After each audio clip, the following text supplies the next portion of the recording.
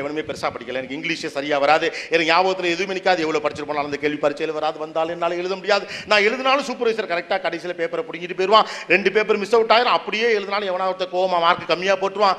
ஏன் எளவா பேசணும்? Why that? Why this put all yellow in your mind? Why? Because ஏற்கனவே lot of yellows are inside. ஏற்கனவே உள்ள நெகட்டிவிட்டியை சேர்த்து சேர்த்து வச்சு அவநம்பிக்கையின் அடிப்படையில் ஒரு வாழ்க்கையை பழகியிருக்கோம். அப்போ நடக்காதுங்கிறதா ஃபர்ஸ்ட் தோணுது, நடக்காதுன்னா ஃபர்ஸ்ட் தோணுது, நடக்கும்னு தோணவே மாட்டேங்குது, நடந்தாலும் விளங்காதுன்னு தோண மாட்டேங்குது, வெற்றியை ஏற்றுக்கொள்ள மனசு ஒத்துக்க மாட்டேங்குது. ஒரு கிரிக்கெட் மேட்சில் ஜெயிச்சா கூட அதை மனசையுமா நம்மளால ஏற்றுக்க முடியுதா? இன்னைக்கு அவனுங்க நியூசிலாந்துக்காரங்கள மெயின் பிளேயர் 2 பேர் விளையாடல, இல்லைன்னா சூப்பு தான். ஒரு 2 கிரிக்கெட் பிளேயர் விளையாடுறதும் விளையாடாமல் இருக்கிறதும், நேற்று கூட தான் விராட் கோலி விளையாடல, ரைட்டு தானே? அப்போ ஒரு மேட்சுங்கிறது எல்லா சூழ்நிலையும் சார்ந்தது. அன்னைக்கு இருக்கக்கூடிய பிச் ரிப்போர்ட், விண்டு இந்த பக்கம் போகுது, எந்த பவுலருக்கு அன்னைக்கு லக்கி நாள் இருக்கு, கிரிக்கெட் இஸ் கேம் ஆஃப் டேன்னு சொல்றான். ஒரு ஜெயிக்கட்டுமே நம்ம 2 பேர் சொல்லுவான், நோ நேற்று 2 முக்கியமான பேர் விளையாடல. அப்படியே 2 முக்கியமான பிளேயர் விளையாண்டாலும் டாஸில் மட்டும் நம்ம ஜெயிக்காம இருந்தோம், சோலி முடிஞ்சு போயிருக்கும். டாஸில் ஜெயிக்கிறது கேமு, ஃபர்ஸ்ட் பேட்டிங் நம்ம கிடைச்சதுனால நம்ம ஜெயிச்சோம். சேசிங்கன்னா கண்ணில் விரல விட்டு ஆட்டிருப்பாங்க. அதையும் மீறி 2 பண்ணா அம்பையர் 2 அவுட்டு தப்பாக கொடுத்துறான் நியூசிலாண்டுக்குங்கிறது. அதுவும் தாண்டி ஜெயிச்சு இல்லை அம்பையர் கொடுத்தது கரெக்ட் தான் சொன்னா தோனி ஏமாத்தி 2 விக்கெட் எடுத்துட்டான் அப்படிங்கிறது. அப்போ ஜெயிச்சு அது ஒத்துக்க மாட்டீங்களா? ஏன் நம்ம ஜெயிக்கிற மேலே உங்களுக்கு நம்பிக்கையே இல்லை? ஏன் இவ்வளோ அவநம்பிக்கை? ஏற்கனவே அவநம்பிக்கை வச்சிருக்கோம். நம்ம ஜெயிச்சது இல்லை, தோத்தாங்கோலியா இருக்கிறதுக்கு நமக்கு பிடிச்சிருக்கு. How come தோத்தாங்கோலிஸ் can create this world? How it is possible? ஜெயிக்கணும், ஏறி ஏறி அடிச்சுட்டு போயிட்டே இருக்கணும், நம்ம ஜெயிக்கணும், அந்த நம்பிக்கை வேணும். அந்த நம்பிக்கை தான் நம்மளை நவத்தும். அள்ளி அள்ளி உள்ள போட்டுக்கிட்டே நெகட்டிவிட்டியை போட்டுட்டே போனீங்கன்னா, வாழ்க்கையை ரொம்ப விளையாட்டா போட்டுக்கிட்டே போனீங்கன்னா போச்சு. எவன் நெகட்டிவா பேசுறானா தள்ளி வை, சொல்லிப்பாரு, கேட்கலன்னா தள்ளி வை. உங்கள் உற்சாகத்தை சீர்குலைக்கிறவனை ஒதுக்கி வை, தப்பு இல்லை. ஜாதிக்கு ஒதுக்கி வைக்கிற கேவலம் மாபெரும் தவறு. மதத்துக்காக ஒதுக்கி வைக்கிறோம், கேவலம், அது மாபெரும் தவறு.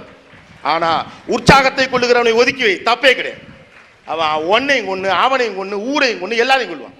சொல்லிப்பார், கேட்கலன்னா தள்ளி வை. இன்னைக்கு நமக்கு சிக்கலை தான்.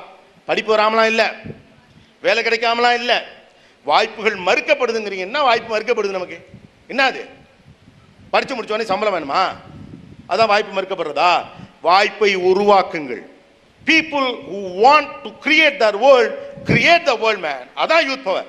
உங்களுக்கான உலகத்தை உருவாக்குவதுதான் உங்களுடைய தகுதியே. கிழவனா என்ன நம்ம எதிர்காலத்துல ஏற கட்டி சைக்கிள் ஓட்டுறதுதான் தில்லு, ரைட்டு தானே? காத்து போற போக்குல போறதுக்கு பேரு வேற வழி இல்லாம போறது. வாய்ப்பு மறுக்கப்படும். என்ன ரெட் கார்பெட் கிடைக்குமா? நான் துணி வித்துருக்கேன், டேட்டா என்ட்ரி ஆப்ரேட்டர் வேலை பார்த்துருக்கேன், நைட்டு ஹோட்டல்ல ஒர்க் பண்ணியிருக்கேன், 23 கிலோ பேகை தூக்கிக்கிட்டு மாம்பழத்திலையும் கேக் நகைகளையும் தெருவா தெரிஞ்சிருக்கேன். ஒன்றும் அதுக்கெல்லாம் வருத்தம்லாம் இல்லை, அது என்னுடைய process of life.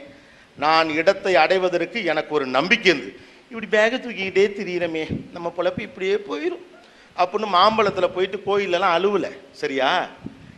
there is no escalator in life, you have to find your stairs to go up. வாழ்க்கையில் நீங்கள் ஜெயிக்கணும், அவங்க படியை தான் நீங்கள் தேர்வு செய்யணும். ஒரு படிக்கட்டில் ஏறின்னா அது கொண்டு எங்கேயோ விட்டார். அன்ஃபார்ச்சுனேட்லி இன்ஜினியரிங் படிக்க வரப்போ அந்த மனநிலை நமக்கு வந்துருச்சு. அதுக்கு நீங்கள் காரணம் இல்லை, அதுக்கு நிறைய காரணம் இருக்கு. என்ன நம்புகிறோம்?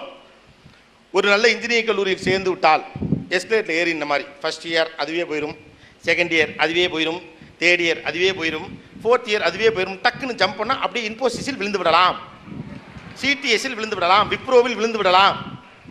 என்னது? அப்புறம் அவன் வச்சு செய்வான். லைஃப்பில் இதெல்லாம் இல்லாட்டி நமக்கு ஜெயிக்க முடியணும். அதான் லைஃப். எதிர்காலம் எப்படி இருக்கும்லாம் நமக்கு தெரியாது தம்பி. அப்படி ப்ரெடிக்ட் பண்ணக்கூடிய காலகட்டமெல்லாம் முடிந்து விட்டது. அடுத்து இதுதான் நடக்கும் என்று புரிந்து கொள்ளக்கூடிய அளவுக்கு எதிர்காலத்தை கணிக்க முடிந்த காலங்கள் இஸ் ஓவர். இன்னைக்கு நடந்துக்கூடிய நியூ வேர்ல்ட் டெக்னாலஜியில் அடுத்து என்ன நடக்க போகுது எவனுக்குமே தெரியாது. தானியங்கி கார்களை டெஸ்லா குமிச்சுக்கிட்டு இருக்கான், டெஸ்லா இல்லையா? You guys are engineering students, you know better. அநேகமாக சொந்த கார்களை வைத்திருக்க வேண்டிய தேவை 20 ஆண்டுகளுக்கு பிறகு இருக்காதுன்னு ப்ரெடிக்ட் பண்ணுறாங்க. கூகுளும் ஆப்பிள் காரனும் எதுக்கு மனிதன் அல்லாத கார்களை செயல்படுத்த பார்க்குறான்? வெறும் கார்கள் ரோடு முழுக்க தெரிஞ்சுக்கிட்டே இருக்கும். நீங்கள் வேணும்னா ஆப்பில் சொன்னீங்கன்னா வந்து கூட்டிகிட்டு போவோம், சொல்லி சித்தப்பா வீட்டு போகணும்னு சொன்னால் சித்தப்பா வீட்டு கொண்டே விட்டுரும். இன்னும் கொஞ்ச நாள் அவன் வீட்டுக்கு போகாத, அவன் விச வச்சு கொண்டு போகிறான்லாம் காரே சொன்னாலும் சொல்லும் இல்லையா? அப்போ you can predict what is future. Because நடந்து கொண்டிருக்கக்கூடிய மாற்றங்கள் வந்து பயன்படுது. பிக் 3 கம்பெனிஸ் உட்காந்துக்கிட்டு எடுத்து அடுத்து எப்படி காரை டிசைன் பண்ணி யோசிச்சுட்டு இருக்கான். இங்கே what is or automobile engineering படிக்கிறவங்களோ மெக்கானிக்கல் படிக்கிறவங்களுக்கும் இந்த விவரங்கள் தெரிஞ்சிருப்பதற்கான வாய்ப்பு இருக்குது. You can design your own car. நீங்கள் உட்காந்த இடத்துலேருந்து அப்ளிகேஷனில் போய் எனக்கு இந்த மாதிரி டோர் இருக்கணும், இந்த மாதிரி இருக்குன்னா கம்பெனி இதை செஞ்சு கொடுத்துரு, முடிஞ்சு போச்சு. இடையில டிஸ்ட்ரிபியூஷனே கிடையாது, ஃப்ரான்ச்சைசி வச்சிருக்கலாம் அவுட்டே. அப்போ ஆளுக்கு ஒரு காருன்னு தேவையில்லாமல் ஒரு வீட்டுக்கு 2 கார் 3 கார் நிற்கிது. நமக்கு வசதி வந்தால் உடனே கார் தானே வாங்குவோம்.